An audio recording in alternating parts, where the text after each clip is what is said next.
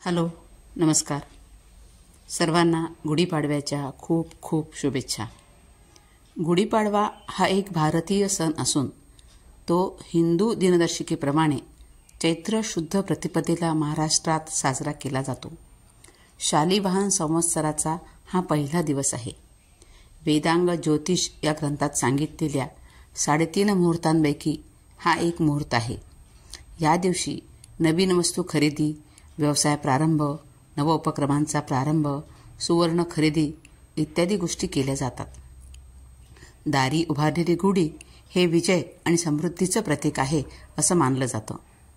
गुढीपाडव्यापासूनच राम जन्मोत्सवाच्या कार्यक्रमाचा सुद्धा प्रारंभ होतो. श्रीराम अयोध्येला परत आले.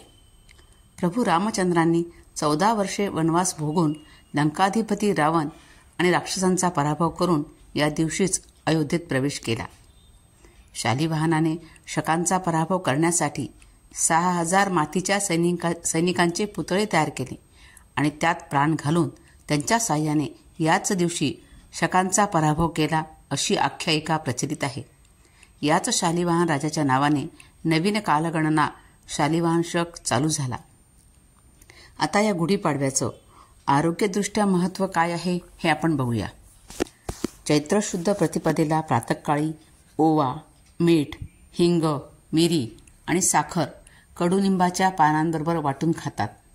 पचनक्रिया सुधारणं, पित्तनाश करणं, त्वचारोग बरे करणं, धान्यातील कीड थांबवणं हे आणि असे अनेक औषधी गुण या कडुनिंबाच्या अंगी आहेत असं आयुर्वेदात मानलं जातं. शरीराला थंडावा देणाऱ्या कडुनिंबाची पाने आंघोळीच्या पाण्यात घालणे, ती वाटून खाणे हे आरोग्याच्या दृष्टीनं हितकारक समजलं जातं. आता गुढीपाडव्याला आपल्याकडे श्रीखंड खाण्याची पद्धत आहे. ते श्रीखंड गुढीपाडव्याला का खातात, आयुर्वेदामध्ये त्याबद्दल काय सांगितलं आहे हे आपण बघूया.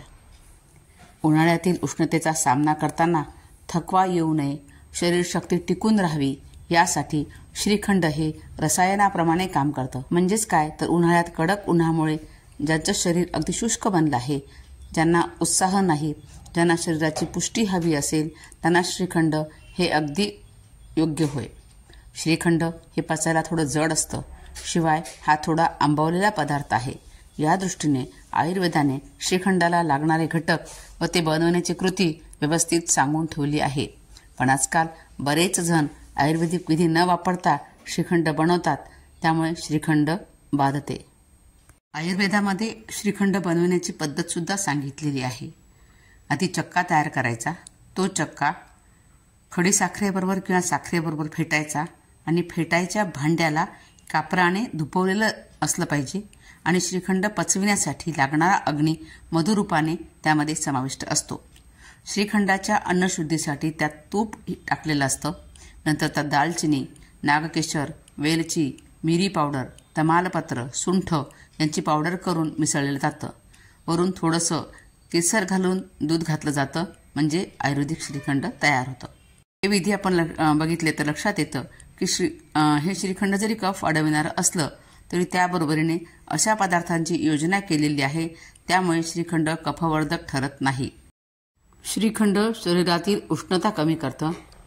श्रीखंड आवडीप्रमाणे 2-3 चमचे ताकात मिसळून त्यात पेठी साखर, वेलची पूड, जायफळ, केशर असं सगळं एकत्र मिसळून मिक्सरवर फिरवून नंतर हा शेक बाउलमध्ये भरून थंड होण्यासाठी ठेवला आणि भरवण्याच्या वेळी तू जर पिला तर हे शरीराला थंडावा निर्माण करणारं औषधी पेय ठरतं आणि अत्यंत औषधी गुणाचं ठरतं. थोडक्यात काय तर गुढीपाडव्याच्या परंपरेचा आरोग्य अर्थ जाणून घेऊन हा सण साजरा केला पाहिजे, म्हणजे नवीन वर्ष सुख समृद्धीने युक्त आणि आरोग्याने परिपूर्ण नक्कीच होईल. धन्यवाद.